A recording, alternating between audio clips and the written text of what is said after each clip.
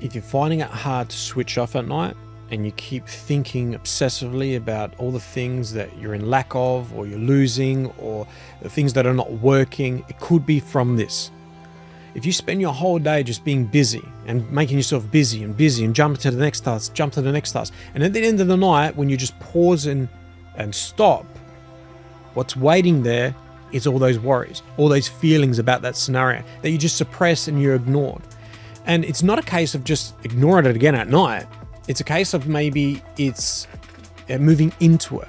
Because yes, sleep can shut it off.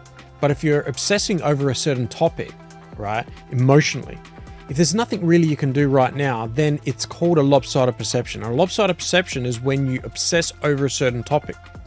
The way to balance that out, and although this is easier said than done, but the way to balance it out is, one, if the obsession is so significant at the negative of what's going wrong, if you are able to see in your life right now at the same degree what is going right and how this is going to help you and how this is a positive, you start to balance out the emotions.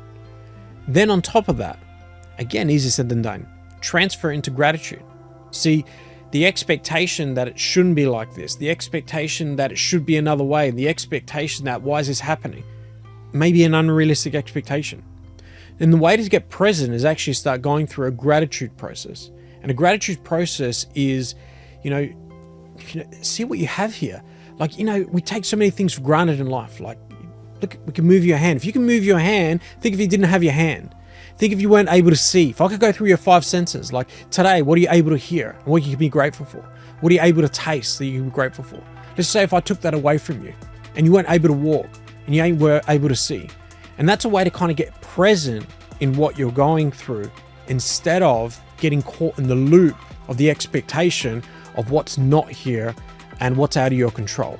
So what's happening is there's just a distance and a disassociation of your actual reality where you're fighting outside of yourself. And sometimes just bringing yourself back in your body will just neutralize it.